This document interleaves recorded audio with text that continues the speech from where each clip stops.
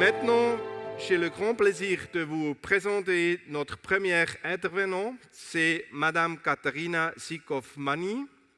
Madame Zykov-Mani est the Head of Unit Networks and Regional Initiatives dans la Direction générale de l'énergie de la Commission européenne.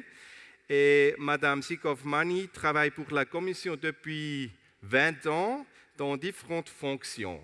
Aujourd'hui, elle parle sur le sujet The Role of Interconnectors and Infrastructure in an Optimal Market Integration between the European Union and Switzerland. Next.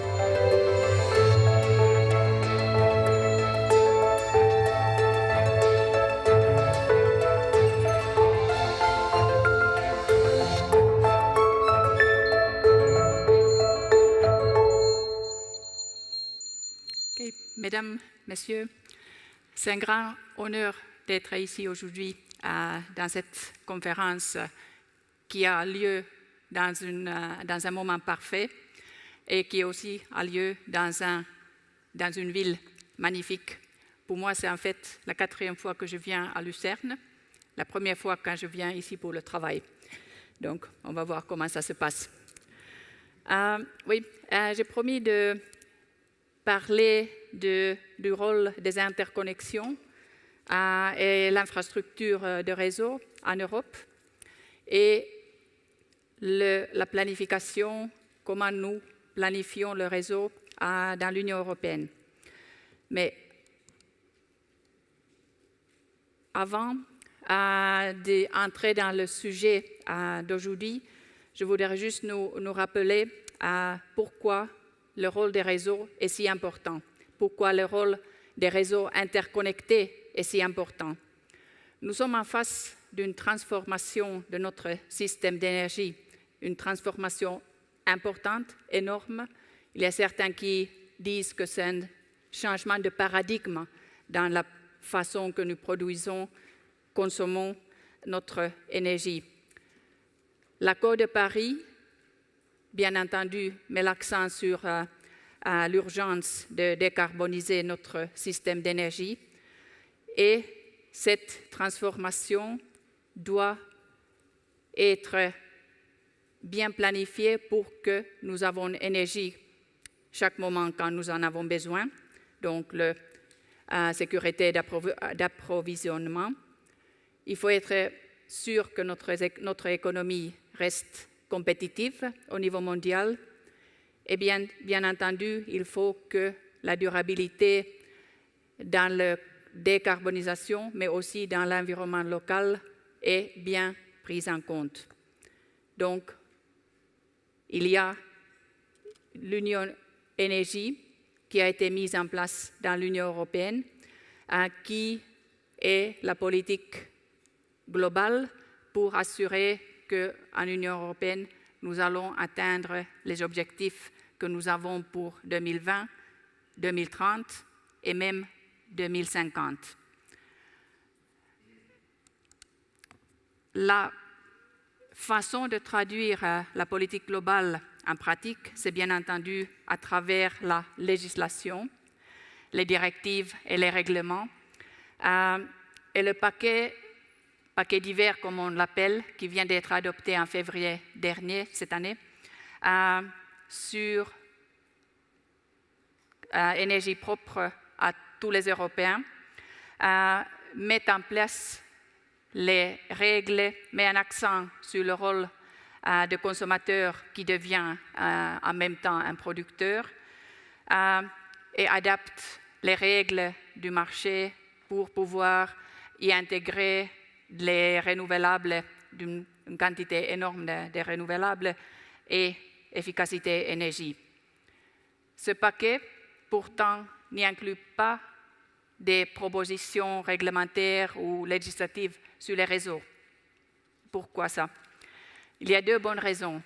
La première raison, c'est que les réseaux transeuropéens ont été réglementés il y a 2013. Il y a un règlement sur ces réseaux et je vais en parler il y a quelques instants un peu plus.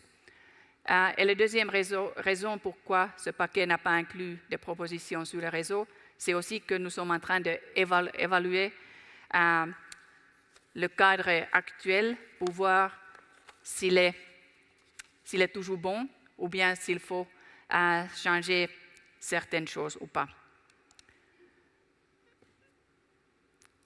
Le cadre réglementaire pour les réseaux transeuropéens met en place des règles pour planification des réseaux, mais aussi ce que nous appelons souvent une boîte d'outils pour être sûr que les projets sur les réseaux sont mis en place, sont construits aussi vite que possible et dans les conditions les meilleures.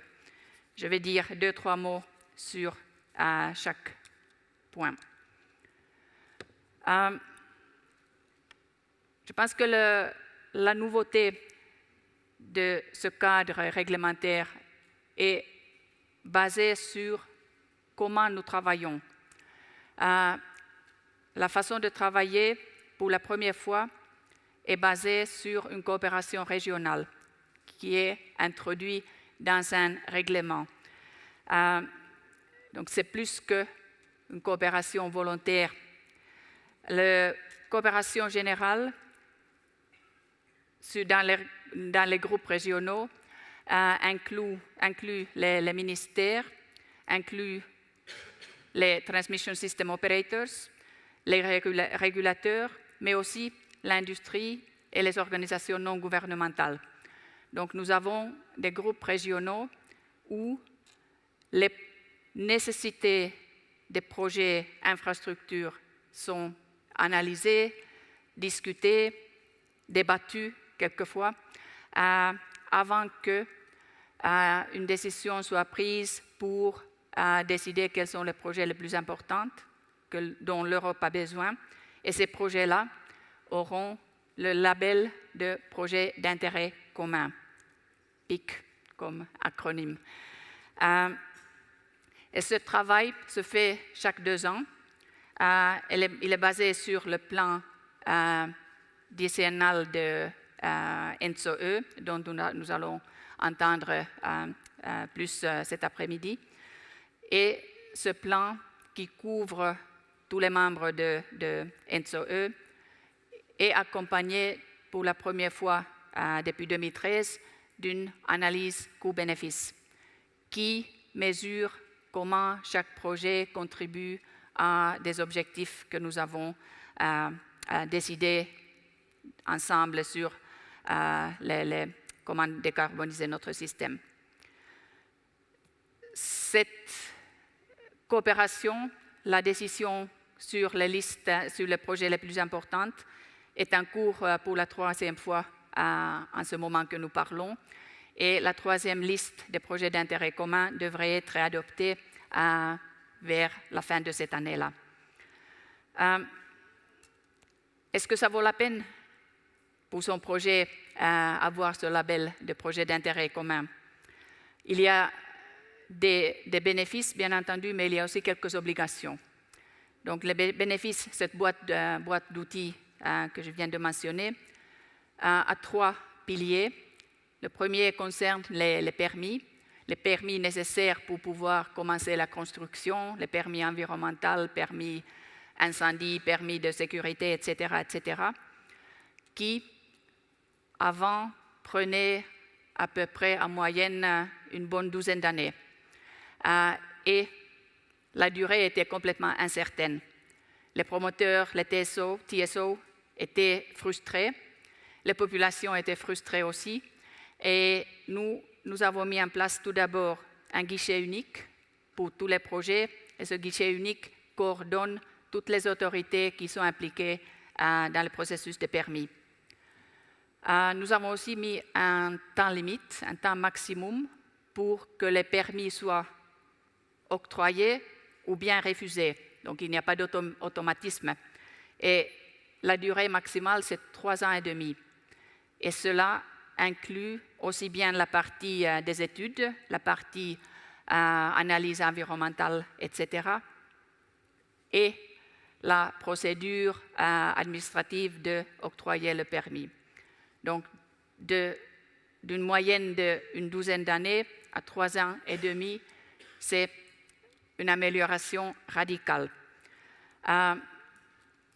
Comme cette partie est en place seulement depuis 2013, nous n'avons pas encore beaucoup d'expérience pour pouvoir dire que ça fonctionne à merveille, mais on attend quelques années et on va voir les avantages.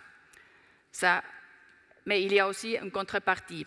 Donc, il faut plus de transparence, il faut impliquer la population locale beaucoup plus en amont de la planification, aussi pour que la planification d'un projet puisse être le mieux possible. Donc ça, c'était le premier pilier de ce boîte d'outils. Le deuxième concerne le cadre réglementaire des projets.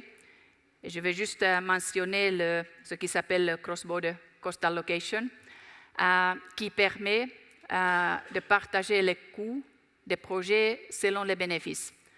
Nous avons vu à peu près une vingtaine de cas où cette procédure a été utilisée et 3-4 cas où il y a une allocation des coûts d'un pays à l'autre. Donc ça permet de tenir compte qu'il y a des fois quand la construction se fait plutôt dans un pays et les bénéfices sont plutôt pour les voisins. Et ce processus, justement, permet ce qu'on peut appeler le Beneficiary Pay Principle. Et le troisième pilier de ce règlement, c'est le support financier. Nous avons un budget d'à peu près 5 milliards d'euros qui est divisé entre des subventions directes et des instruments financiers qui sont mis en place à travers la Banque européenne d'investissement. Ce plan financier, il est valide entre 2014 et 2020. Donc, il reste encore à peu près 4 milliards d'euros entre maintenant et 2020. Je vais juste arrêter dans ce dernier slide, mais ce qui ne peut pas être réglementé, c'est bien entendu l'acceptation locale des projets.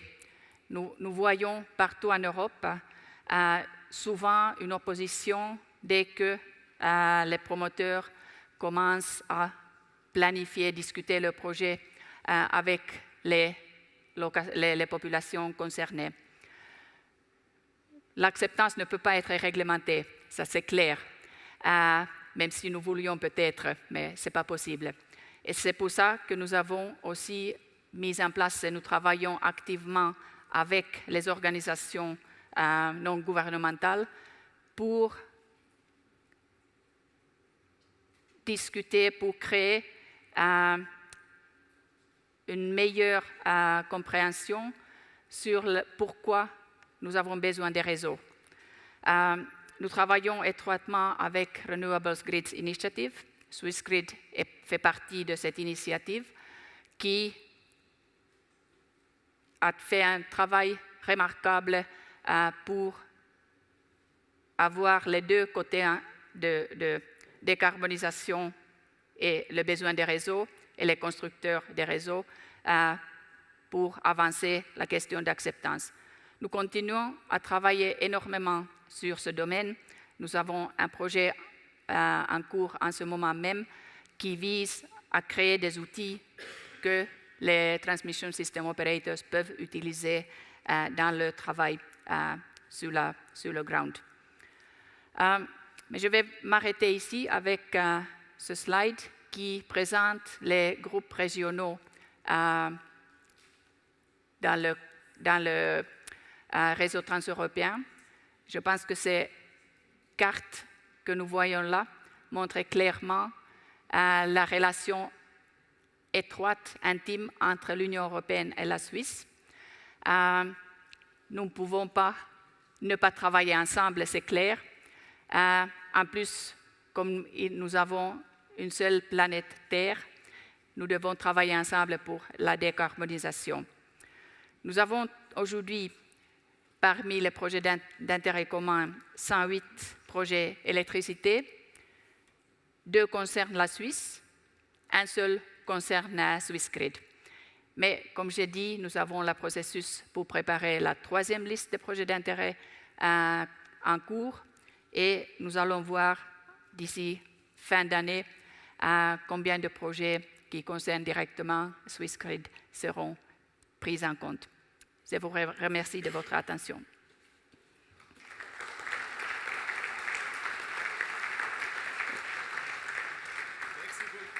Merci beaucoup, Catherine.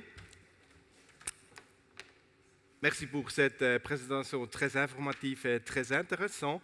C'est très intéressant d'apprendre la planification de European Commission. Et ma question, c'est quelles sont les attentes pour la Suisse que vous avez? Qu'est-ce que sont les wishes you have for Switzerland? Thanks.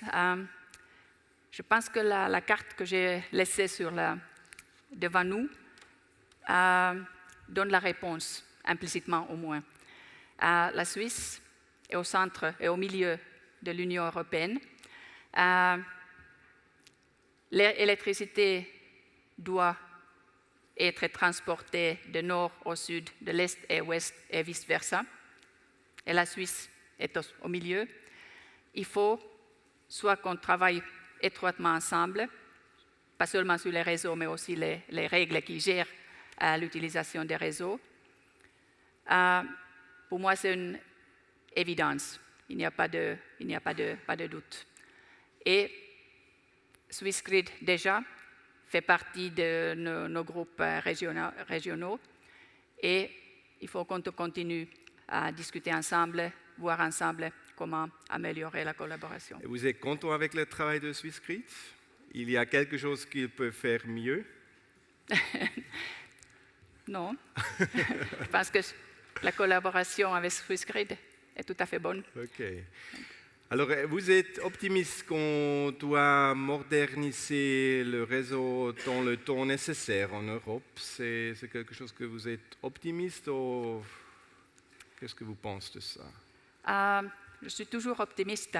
Je pense que le challenge devant nous est énorme, ça c'est sûr. Mais je vois aussi qu'il y a une volonté, pas seulement avec les opérateurs des réseaux, mais les citoyens comprennent de mieux en mieux les challenges devant nous. Donc je suis sûre qu'on y arrive. Il y aura bien entendu des problèmes à résoudre, mais c'est pour ça que nous sommes là, par exemple. On n'a pas de choix, il faut y arriver. And then I have a question from the audience, which is put in English. That's why I put it also in English. And it goes in the same direction. Somebody would like to know if your assessment of the efficiency of the T10A regulation, how about your assessment of it? Did it help to approve the process in Europe? Is it efficient? Is there more to do? Thanks. The evaluation on the 10E regulation is ongoing, and we will come up with the formal Commission view by the end of the year. So it's my personal view that I can tell you already now. I think, broadly speaking, the regulation is working very well. I think the main elements are there, and if there is a need to review it, to revise it, it will be on small elements here and there. But I think on substance, all the elements are there as we've seen them. Of course, on many of the parts of the regulation, for instance, I mentioned already the permit granting, we need more time to assess because from 2013, since the regulation is in force, we have only 4 years of experience. So we have seen only one project go through the whole permit granting process. So it's too little to really draw conclusions. And there's a second question from the audience, which brings us back to the role and the relationship to Switzerland. Of course, this is what is interesting for us. So the question is about your expectation of the infrastructure Switzerland brings into the European system, especially concerning to energy for regulation and also storage. Do you think Switzerland has a special role there, or how do you judge this? Sure. Every country, every EU member state has a special role in the system, depending on their resources, natural resources, energy mix, etc. And Switzerland, or any country around the Alps, of course, has the potential to offer storage to their neighbors. So that is obvious, not only Switzerland, but Austria, for instance, as well. So there is competition. But that is important. On the other hand, of course, we also see increasingly the need for electricity to be transported longer distances. So ideally, perhaps one often says sun from the south, wind from the north. And again, Switzerland being in the middle of the EU can also be a country concerned by or benefiting from these renewable sources in Europe and complementing the resources in Switzerland. Thank you very much, Katharina. So there's a lot of work to do between your commission and Switzerland, so probably this was not the last time you are here in Lucerne for work. You're welcome back, and thank you very much. Thank you.